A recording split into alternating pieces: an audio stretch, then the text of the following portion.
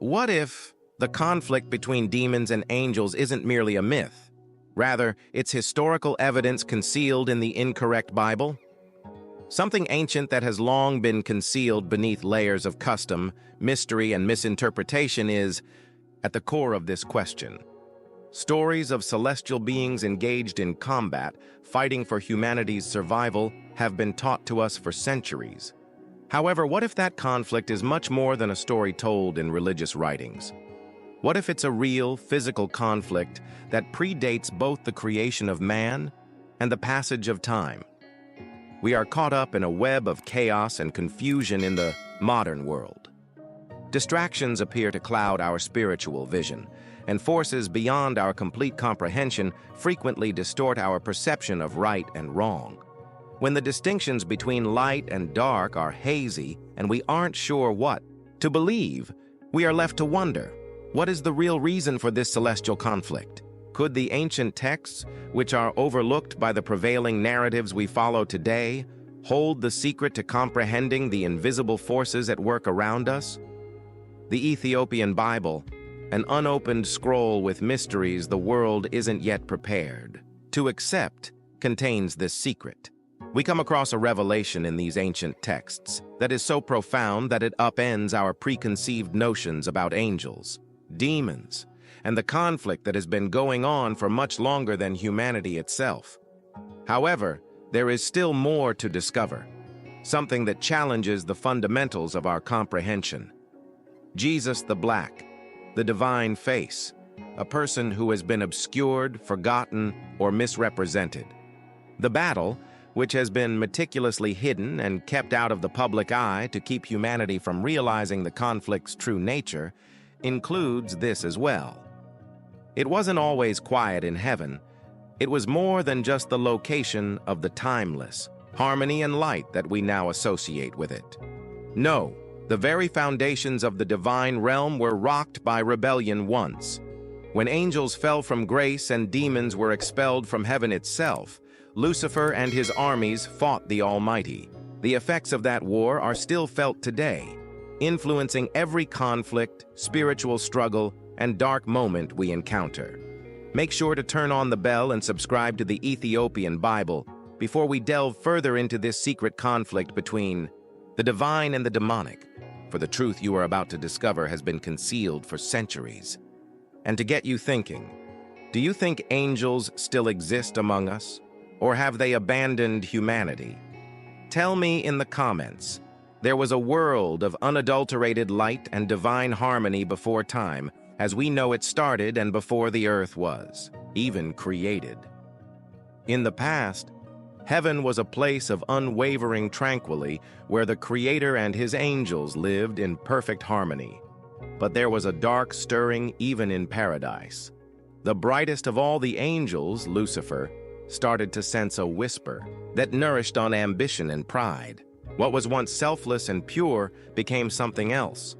A yearning for authority and control over the very forces that had previously submitted to him started to develop. Lucifer asked himself in his heart, "Why should I serve? Why shouldn't I be in charge?" The rebellion started at this point. A realm of harmony and peace was about to be ripped apart. Lucifer's pride was now a raging fire rather than a silent seed. He assembled a multitude of angels around him who had once been obedient and fervently loved the Creator, but were now entangled in a web of disobedience and conceit. Blinded by the same pride that had once engulfed their leader, they followed him. These were incredibly powerful and beautiful angels, creatures who had once reveled in the splendor of creation, but were now tainted by a sense of entitlement. The uprising was violent and quick. Darkness abruptly replaced the dazzling splendor of heaven, the place where light itself glistened with divine splendor. No creature had ever dared to challenge the Creator in the way that Lucifer and his fallen angels did. A battle broke out between light and darkness, between loyalty and treachery, and the very foundations of heaven trembled. The very fabric of existence might have been ripped apart by the collision of celestial forces. However, Lucifer and his Disobedient crew were thrown out of the divine realm and into the abyss by the Creator, who used his unwavering power to do so. However, the tale doesn't stop there. The Ethiopian Bible's ancient book of Enoch provides us with details that the Western canon has long concealed. This holy book gives us a glimpse of what happened after the rebellion, showing us the anguish and suffering of the fallen angels. From the beginning, these were not cold-hearted demons. No, the Creator himself had once selected them as graceful, beautiful beings, and now they were only shadowed shadows of who they used to be.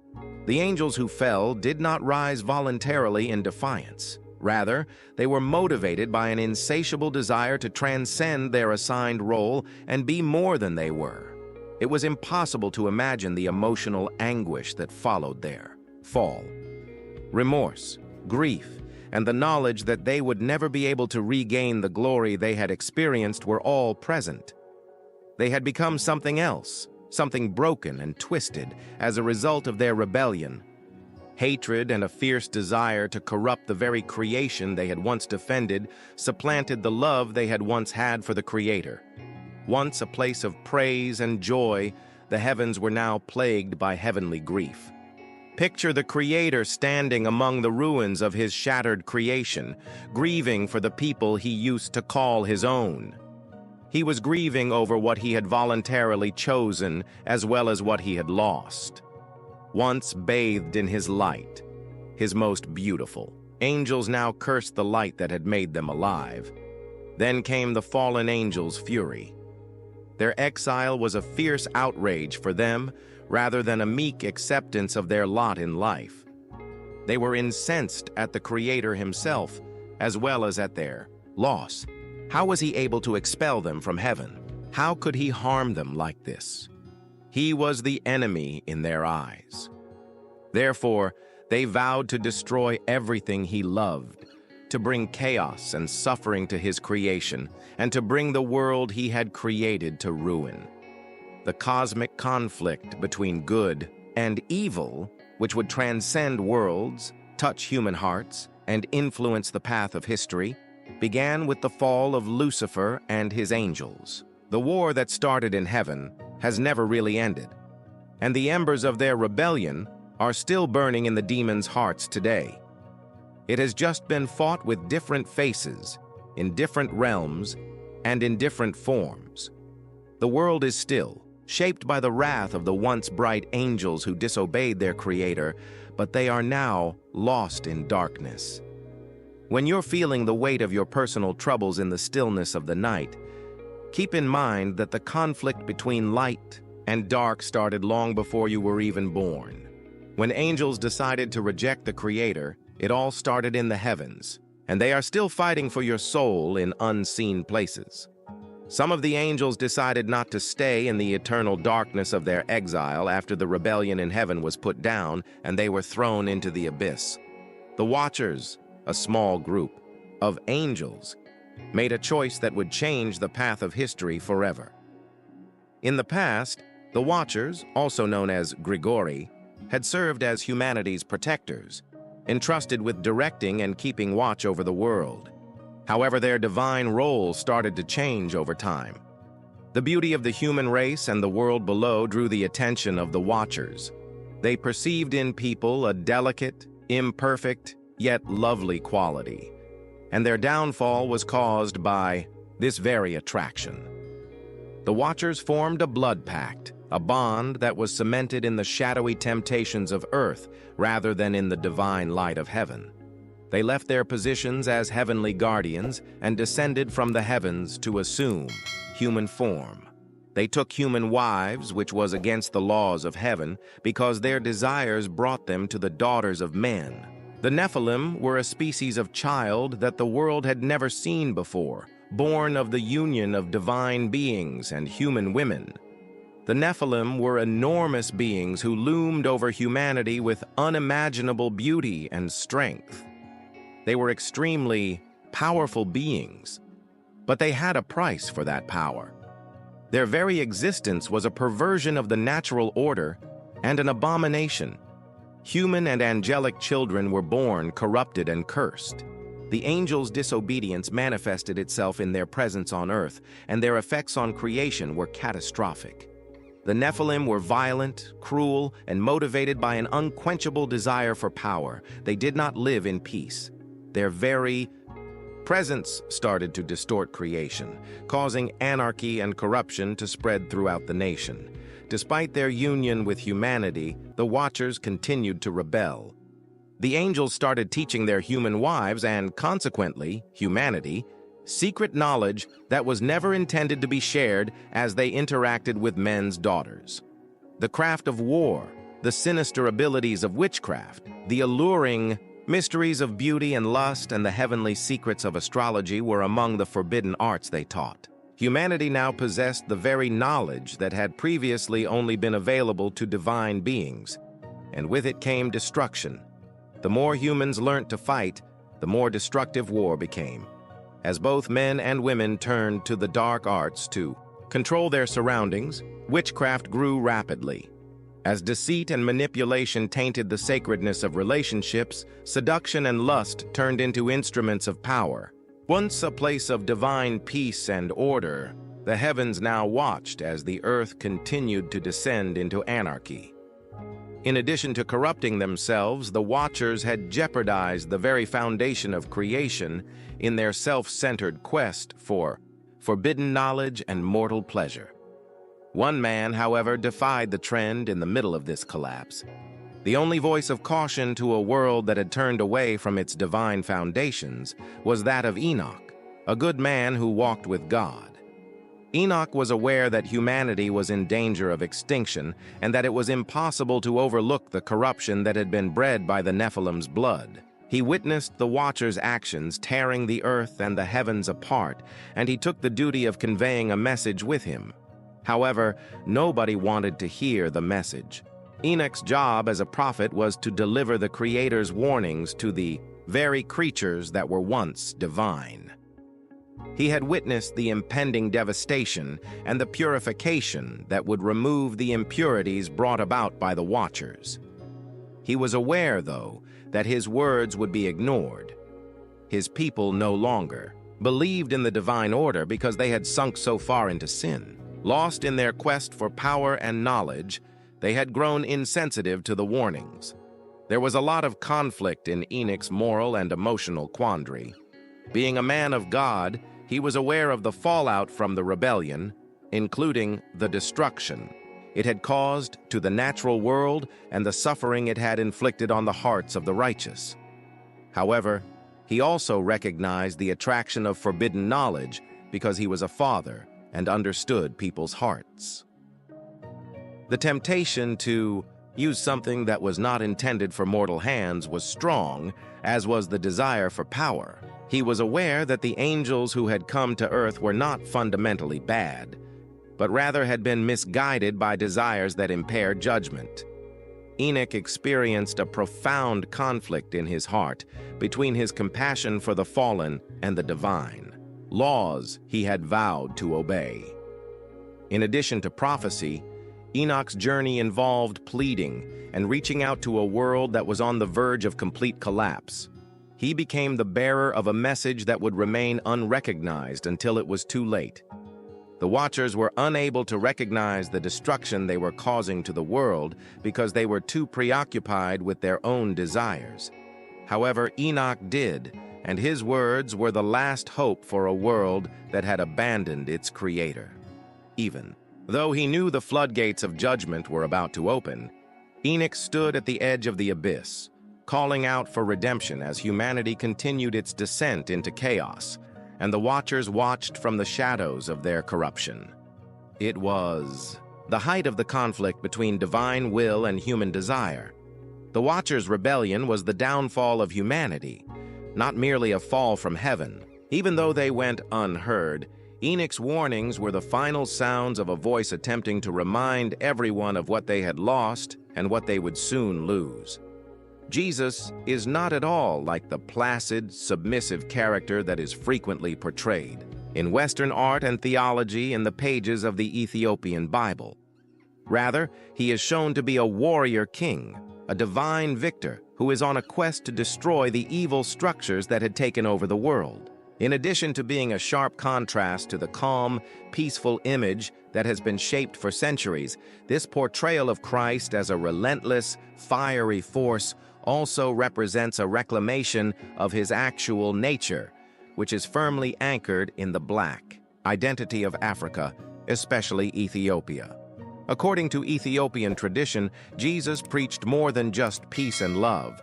As a warrior, he was aware of the ongoing struggle against the forces that aimed to wipe out humanity and in the invisible worlds.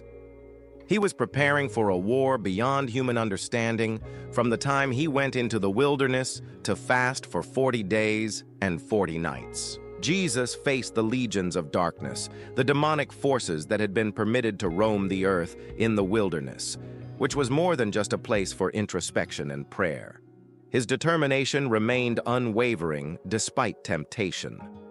Every answer to Satan's offers and taunts was a calculated counterattack in the spiritual battle that he knew would end with his mission to restore creation.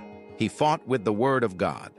According to the Ethiopian Bible, this conflict was about restoring the divine order that had been distorted by Lucifer's disobedience and the Watcher's downfall, not just about saving humanity.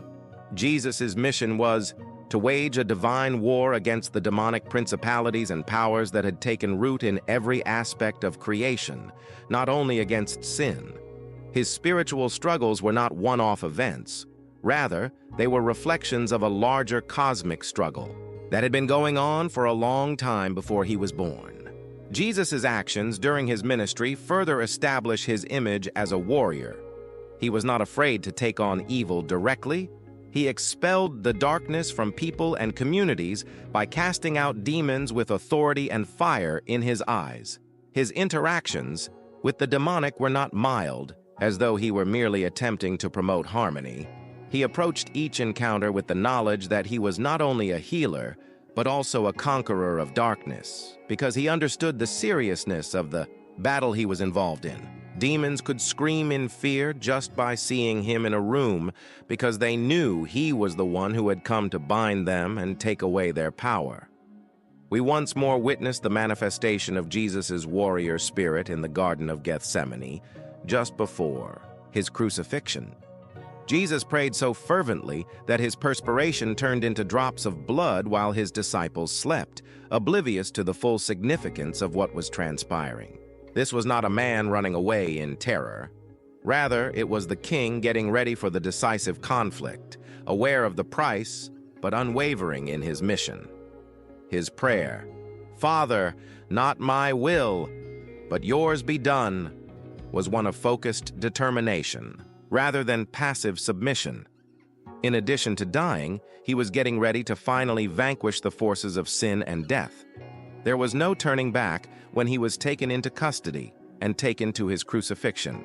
The Ethiopian Bible depicts Jesus as a warrior who understood the power he possessed, in contrast to Western theology's portrayal of him as a gentle, suffering Messiah.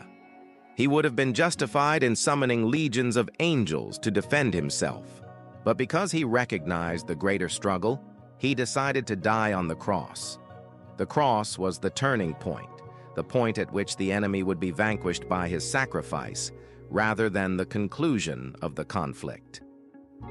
His death on the highway cross signified the restoration of God's kingdom and the dismantling of the forces of evil, not a sign of defeat. The ultimate triumph was his resurrection, a triumph that would rock the worlds of the living and the dead. There is a noticeable difference between the Ethiopian and Western representations of Jesus. Christ has frequently been depicted in the West as a passive, mild, and meek person, a lamb offered as a sacrifice without opposition. However, Jesus is viewed in Ethiopia as a valiant warrior who never gave up against the forces of evil. Because his story is intricately linked to the fight for justice, truth, and liberation that has reverberated throughout African history, his black identity is crucial to this portrayal.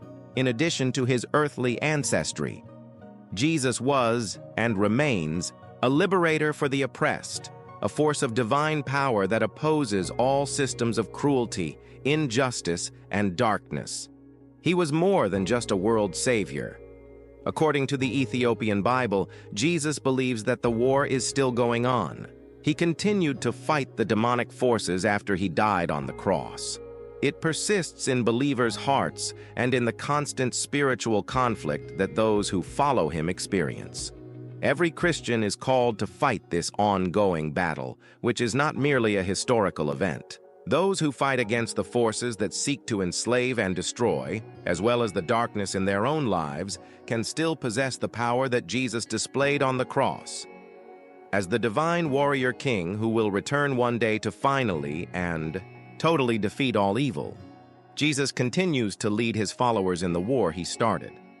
According to Ethiopian tradition, Jesus is not only the Lamb of God who atones for the sins of the world, but also the Lion of Judah, the powerful warrior who will ultimately triumph over all the forces of evil.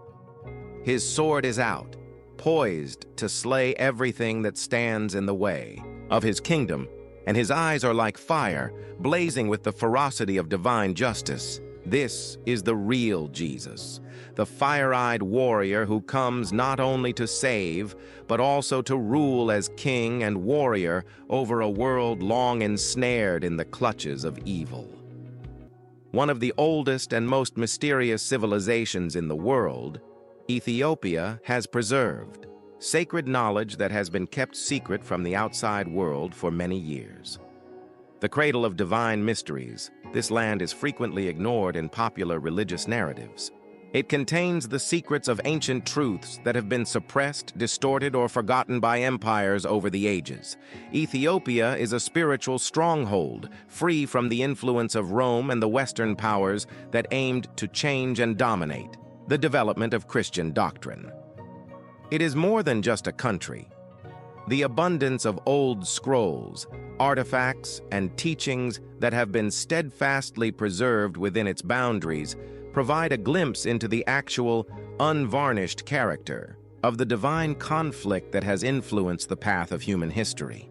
The Ark of the Covenant, a hallowed vessel that is said to contain the very presence of God, is one of the most profound and revered representations of Ethiopia's divine guardianship. This sacred artifact has been preserved in the Church of St. Mary of Zion in Axum, Ethiopia, for centuries. According to Ethiopian tradition, the Ark was brought back to Ethiopia by the Queen of Sheba during her meeting with King Solomon, permanently tying Ethiopia's destiny to the divine. This link is more than merely a historical anecdote. It is a living example of Ethiopia's function as the custodian of sacred knowledge and as the nation that, like the burning bush that called to Moses, guards the fire of God's presence. It is an unquenchable fire that has been preserved from the effects of time and outside intervention by Ethiopian generations. Ethiopia's close ties to the Ethiopian Orthodox Church, which has been the custodian of an enormous collection of old biblical writings, further reflect the country's spiritual significance. Some of these texts, such as the Book of Jubilees, the Book of Enoch, and Verse Maccabean, are not found in the Western canon. A deeper, more nuanced understanding of the biblical story is provided by these books, which unveil elements of creation, the celestial rebellion, and the fallen angels that have been hidden in other traditions. These texts, which are part of the Ethiopian Bible, offer insights into the real cosmic struggle that has been going on since the beginning of time, and present a history that is very different from the Western narrative. The revered preservation of these ancient texts, frequently in the form of elaborately illustrated manuscripts, is a testament to the spiritual devotion of Ethiopian scribes and monks who devoted their lives to preserving these holy texts. Ethiopia's sacred legacy is embodied by individuals such as Emperor Haile Selassie. Ethiopia's final emperor, Haile Selassie, is admired for his leadership skills, as well as his deep spiritual ties to the country's religious and cultural past. His rule carried on Ethiopia's long-standing tradition of standing up for the true faith by attempting to keep the nation safe from outside influences while preserving its strong ties to its religious past. As a messianic figure, Haile Selassie is frequently linked to the Rastafarian movement. However, his influence extends beyond this, reflecting a more comprehensive view of Ethiopia as the everlasting defender of divine truth, with origins dating back to the days of Solomon and Sheba. The emperor was a spiritual leader who recognized the gravity of Ethiopia's divine duty, as evidenced by his support of the Ethiopian Orthodox Church, his efforts to protect the country's holy artifacts, and his support for African unification. Another important part of Ethiopia's spiritual heritage is the monks of Aksum. The Ethiopian Orthodox Church's ancient texts and traditions have been preserved for centuries by these monks, who live in Ethiopia's highlands and monasteries, sometimes in isolation from the outside world. The great care with which they have preserved Ethiopia's Christian manuscripts and scrolls is a testament to their devotion to their sacred duty. Numerous of these writings are thought to hold the key to the divine conflict between angels and demons, as well as the secrets of humanity's origins and ultimate destiny. These monks, who frequently live in austere surroundings, see their work as a sacred mission to maintain the age-old flame of divine knowledge rather than merely a religious obligation. Additionally, Ethiopia's spiritual stronghold serves as a haven from the political and religious scheming that has influenced a large portion of Christian history. Ethiopia maintained its own distinct theological traditions and was largely unaffected by the Roman Empire's attempts to standardize Christian doctrine through the Nicene Creed and other decrees. The Ethiopian Church continued to practice an older branch of Christianity that was more in line with the ideas of the early Church Fathers, rejecting the tenets and doctrines of the Roman Catholic Church. Ethiopia is a stronghold against the external influences that are changing Christianity in this way. It serves as a living archive of the timeless truths that have been disregarded or repressed by strong empires over the ages. In a world where darkness frequently reigns, Ethiopia has been able to shine as a beacon of divine light thanks to its spiritual autonomy and the nation's unshakable faith. The essence of ancient, unadulterated truth, the truth that has been concealed from the general public for centuries, is what Ethiopia protects, not just the Ark of the Covenant. The fact that Ethiopia has managed to preserve these holy writings is evidence of its position as the custodian of divine wisdom, a place where the flame of God's presence never goes out. This larger narrative, which includes the Ark, the scrolls, and the monks of Aksum, depicts the real conflict between divine and demonic forces, as well as the steadfast determination of a people selected to uphold the truth despite all obstacles. Ethiopians believe that the hidden fire of divine knowledge is a living force that guides those who are trying to solve the real mysteries of the spiritual world. It is not merely a relic from the past. As the defender of these holy gems, Ethiopia is a living example of the tenacity of divine truth, a spiritual stronghold that has withstood centuries of deception and evil. The age-old conflict between angels and demons is not a myth from the past. It is still relevant today and is reflected in the devil's devious but subtle methods of influencing the world. With its unvarnished perspective on spiritual warfare, the Ethiopian Bible offers a prism through which we can perceive the full scope of these evil forces at work in the contemporary world. Today's demons don't brandish swords or shoot fire from the sky. Rather, they contaminate the very culture that determines our lives, control the media, and infiltrate human systems. The battle is now waged in people's hearts and minds rather than in the sky. Demons work in the background, influencing everything from our deepest desires to how we perceive the world. Demons don't have to be hideous monsters to operate in the modern world.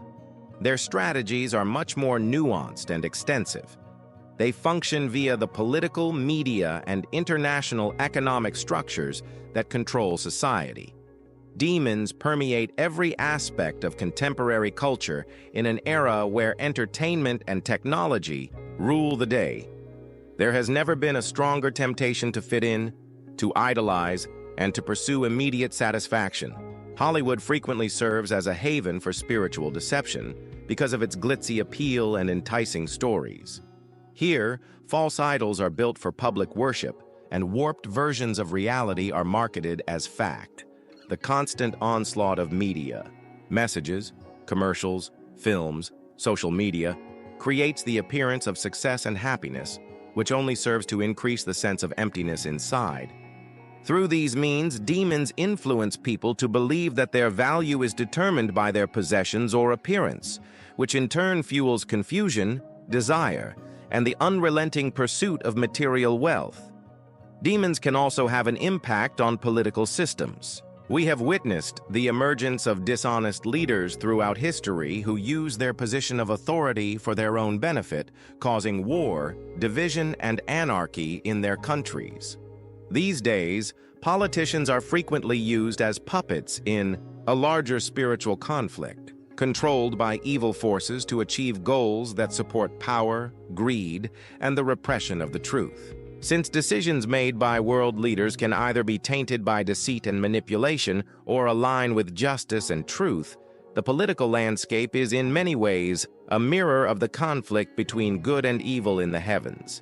In order to keep humanity divided and diverted from the actual spiritual conflict at hand, demons use these tainted systems to sow discord and division among nations, fostering distrust and hatred.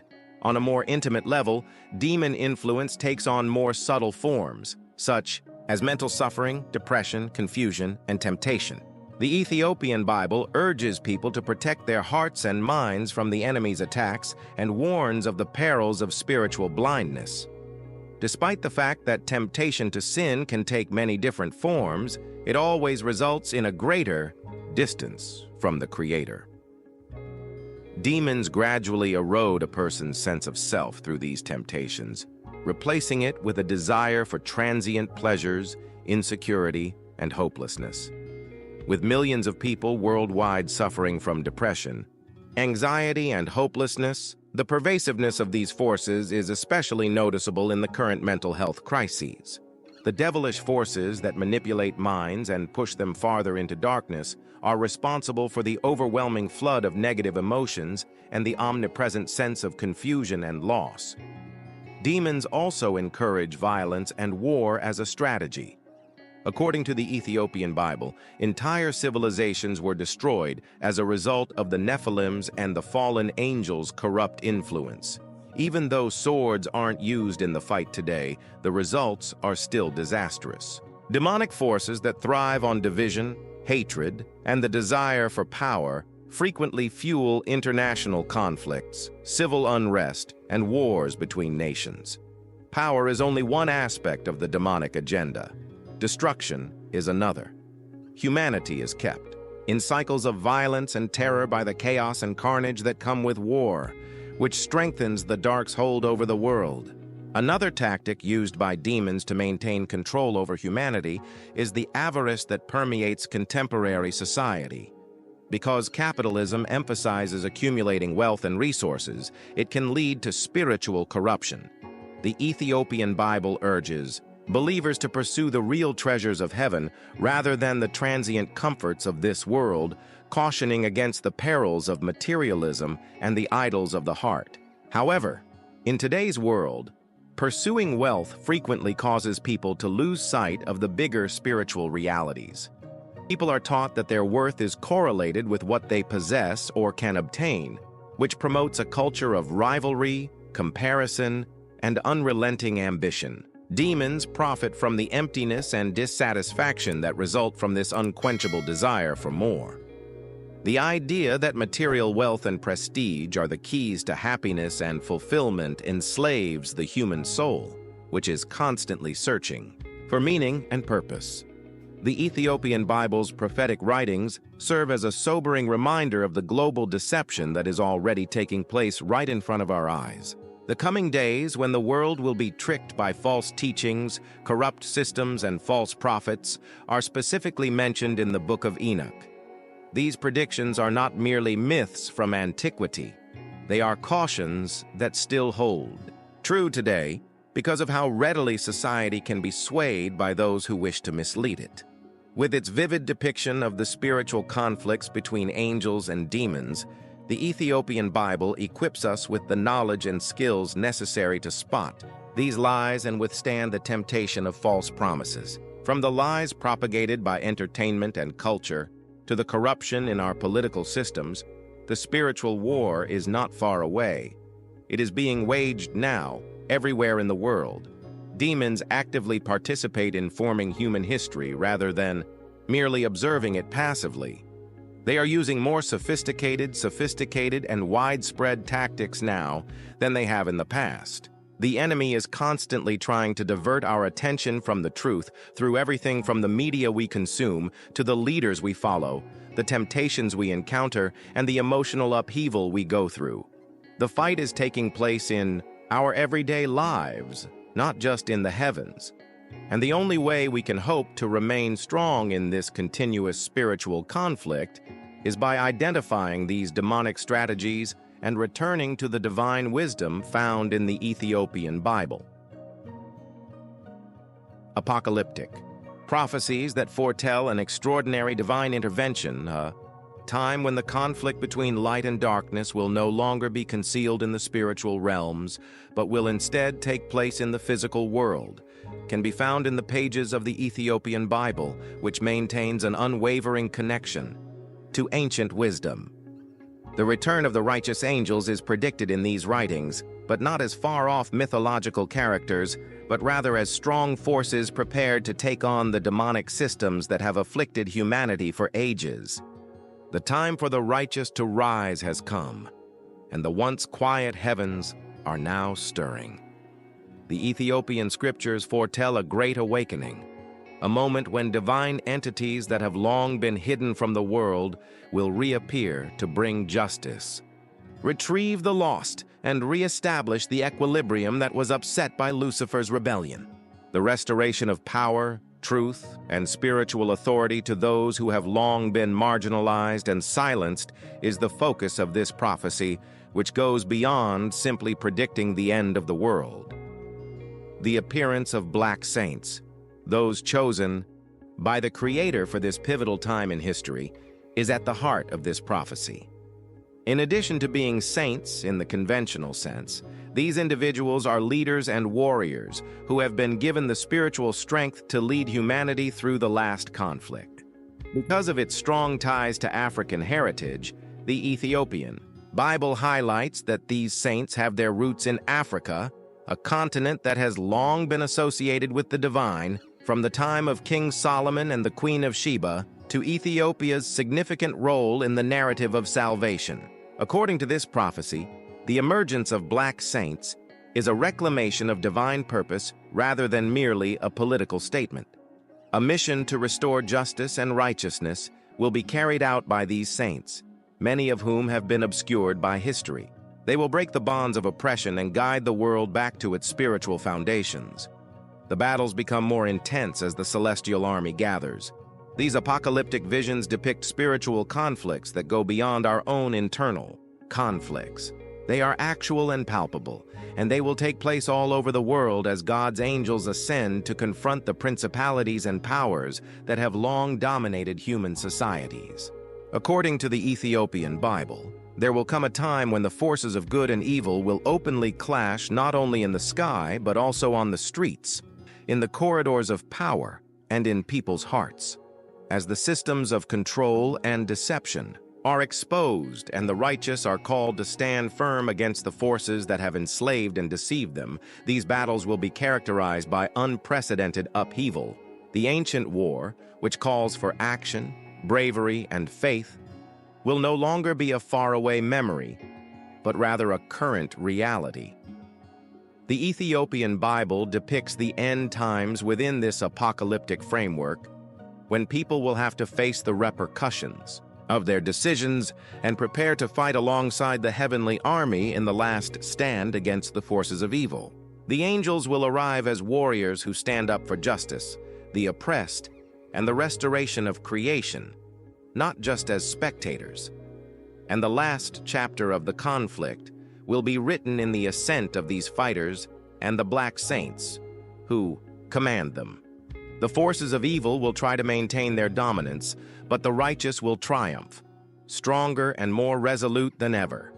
The current state of the world is on the verge of undergoing a significant change. The emergence of the angelic army is happening right now and is not a distant event. The conflict is shifting from invisible forces to nations that can be seen, from the spiritual world to the material one. The divine intervention predicted in the Ethiopian Bible will materialize before our very eyes, upending corrupt systems, governments, and institutions. When the righteous stand up to overwhelming darkness, the fight for justice, truth, and spiritual awakening will come to a head. The strength of the black saints, who are closely linked to the divine plan, is made more and more clear as this prophecy develops. With the help of their ancestry and the divine power bestowed upon them, these saints will spearhead the spiritual conflict. For those who have been silenced, forgotten, and oppressed, their anointing will serve as a ray of hope. In addition to the return of divine beings, the rise of the angelic army signifies the rediscovery of humanity's actual purpose: to reclaim the knowledge and power that have been hidden for centuries, to fight for justice, and to remain steadfast in faith. The forces of light will triumph in the last moments of this unfolding prophecy, but not before a bloody and epic battle. Battles that will determine the destiny of all nations will pit the demonic forces against the angelic army and the black saints who command them. It will become evident that the time of reckoning has arrived as the spiritual conflict spreads throughout the world. The righteous will rise to take their place in the heavenly kingdom as the divine plan, as predicted in the Ethiopian Bible's ancient prophecies, comes to pass. Standing in the midst of a prophecy that has been reverberating since the beginning of time, you are not merely witnessing the events of history. You haven't only heard about this conflict between angels and demons in Sunday school stories or old church sermons. It's true. Now is the time. And whether you realize it or not, it's taking place all around you. Even after Lucifer fell, the forces that had been fighting for heaven continued to do so. They relocated to earth. They entered institutions, bloodlines, cultures, ideas, and systems. And they're passing through you right now. Your feelings of bewilderment, rage, fatigue, and desire for something more profound are not coincidental. It has a spiritual component. It's the war trying to enlist you on one side or the other by infiltrating your soul. You're already in it, whether you like it or not. However, you were never intended to observe. You are not a bystander to the tale of good and evil. You serve in the military, an invisible warrior. Every choice you make is a risky move. Every truth you express strikes the darkness with a blow. Love, wisdom, courage, and discipline are your weapons whenever you make that decision. The Ethiopian Bible gives you your assignment in addition to providing a window into the past. It reminds you that you are descended from a divine, ancient, and powerful source. You were never intended to be numb, entertained, and asleep. You were supposed to stand, to combat, to rouse. The first step in preparation is within, not in a church, not in the words of others, but in the inner fire of your soul. Fasting is a war tactic, not just a custom. Prayer is more than a wish list. It's a line of communication with the divine. Truth-seeking is essential for survival, not just for academics, because you are not the only one surrounded by deceit. Your music, news, instruction, and even some of your sermons all contain it. The enemy isn't always armed with fire and horns. Sometimes it comes with a script, a platform, and a smile. You must have discernment if you wish to survive this covert conflict. You must have roots. You must be aware of who you are. Black identity is important in this fight because of this, for the sake of remembering, not pride, because something changes inside of you when you realize that your ancestors were prophets, kings, warriors, and priesthood keepers, not slaves. You quit pleading to be allowed to exist. You no longer seek God in foreign temples. You understand that you are descended from a people who carried the ark, walked with angels, and preserved scrolls that were destroyed by empires. Your DNA contains that same fire. Your spirit is inscribed with that same calling, and that memory is now being called forward by the Most High. Because you will have to decide whether to follow Black Jesus into the fire when he rises, not in the clouds, but in your understanding, mission, and thoughts. The narrative shifts from history to responsibility at this point. You have witnessed the Watchers, the Nephilim, the rebellion, and the fall. Christ was always a warrior, as you have seen. As the world pursued lies, you witnessed Ethiopia's role in upholding the truth. And what happened then is no longer the question. What are you going to do at this moment? Since the war is still ongoing, it has just been moved to your front door, and your soul, your true, eternal self, is waiting for you to answer. If you were moved by this story, if it revealed a memory you were unaware you had, you already know what time it is if something clicked and caused you to sit in silence for a while. Turn on the bell, get ready, and subscribe to the Ethiopian Bible. Since we have only just begun, now the scrolls are open, the lie is unraveling, and they're rising, the real ones.